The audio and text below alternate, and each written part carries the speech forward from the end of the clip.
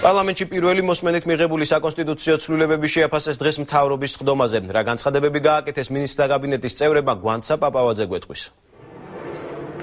მთავრობის სხდომაზე საკონსტიტუციო ცვლილებებთან დაკავშირებით განცხადება გააკეთა ქვეყნის პრემიერ-მინისტრმა. ბიძინა ივანიშვილის განცხადებით დავით უსუფაშვილს სარეიტინგო კენჭისყრაზე დათანხმება თავად ურჩია და აქვე განმარტა, რომ პოლიტიკურად შესაძლოა უკეთესი ყოფილიყო, რომ დავით უსუფაშვილისთვის არ დაერეკა, მაგრამ იმის გამო, რომ არ დაეშვათ, თუნდაც მინიმალური ალბათობით საკონსტიტუციო ცვლილებების ჩავარდნა მან ეს ნაბიჯი გადადგა.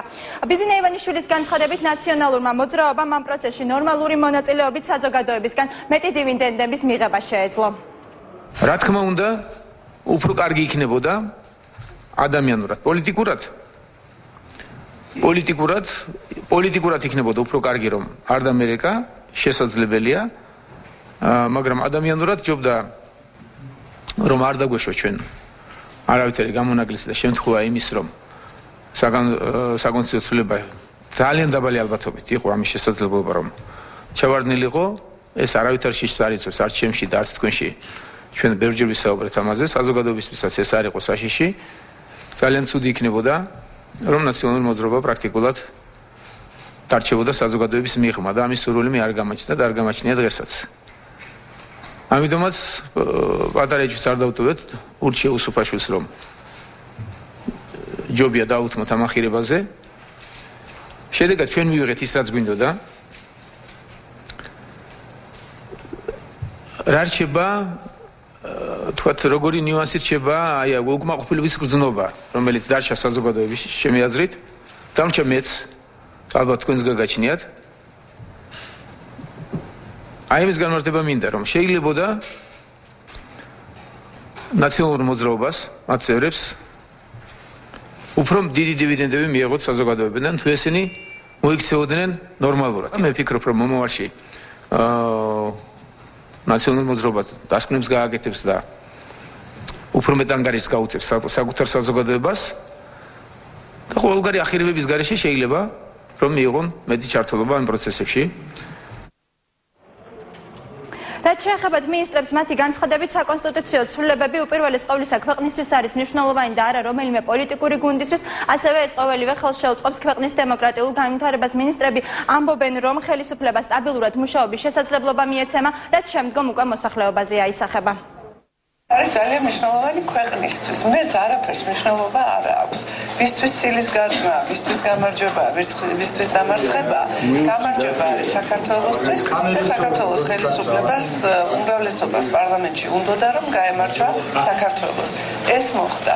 ჩვენთვის მნიშვნელოვანია ის, რომ ხელისუფლებას ეძლევა სტაბილურად მუშაობის შესაძლებლობა და ეს აისახება საქართველოს მოსახლეობის კეთილდღეობას. მე მგონია, რომ ძალიან სწორი გადაწყვეტილება იქნა მიღებული, რომელიც ქვეყნის სტაბილურობას უქმნის საფუძველს. მე მიხარია, რომ პარლამენტის მთელმა უმრავლესობამ გაიაზრა ამ გადაწყვეტილების საჭიროება და მთელმა უმრავლესობამ დაუჭირა მხარი ამ გადაწყვეტილებას. საკონსტიტუციო ცვლილებების მეორე მოსმენით მიღების შემდეგ უკვე დაიწყო საუბარი პრეზიდენტის პარლამენტის წინაშე სიტყვით გამოსვლასთან დაკავშირებით. დაესწრებიან თუ არა მინისტრები პრეზიდენტის პარლამენტში გამოსვლას და როგორია მათი პოზიცია საკონსტიტუციო ცვლილებებთან დაკავშირებით. თემის დეტალებზე ვცვლათ მე-9 არხის მთავარ საინფორმაციო გამოშვებაში ზუსტად 9 საათზე გიამბობთ. მადლობა გვანცა პაპავაძე საუბრობდა პირდაპირ ეთერში. საკონსტიტუციო ცვლილებების კენჭისყრას პარლამენტში დღეს ექსპერტებიც აფასებდნენ.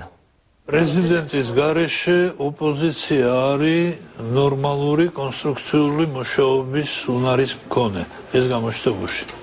პრეზიდენტთან ერთად ეს არის ბანდა. თავარი მაინც ის არის, რომ 2013 წლის 21 მარტი საფუძვლიანად შეიძლება ჩაითვალოს ქართული საპარლამენტო დემოკრატიის დაბადების დღეს, როდესაც გადაწყვეტილება მიღებული იქნა თანაც არა არსით, არამედ ფორმით პრინციპულ საკითხზე ურთიერთ კომპრომისების გზით. თუ ვინმესთვის ეხლა საფრთხეს წარმოადგენს ამოღება ამ მუხლის კონსტიტუციიდან, ჩემის აზრით ისევ ქართული ოცნებაა. შედეგი ის არის, რომ ერთმანეთთან დაპირისპირებული ორი პოლიტიკური ძალა შეთანხმდა კონსტიტუციურ განვითარების რაღაც პრიორიტეტულ საკითხებზე. საზოგადოება მოიგო, თვითონ ქვეყანა მოიგო და მე მგონია, რომ ეს არის ყველაზე მნიშვნელოვანი, რაც აი ამ ვთქვათ გუშინდელი გადაწყვეტილების შემდეგ დადგა შედეგი. გუშინდელი დადგენილებით გამარჯვებული არის პირველ რიგში საქართველო და ქართული საზოგადოება და გამარჯვებულია პარლამენტი. მისი თითოეული წევრი იქნება ის საპარლამენტო უმცირესობის თუ უმრავლესობის წარმომადგენელი.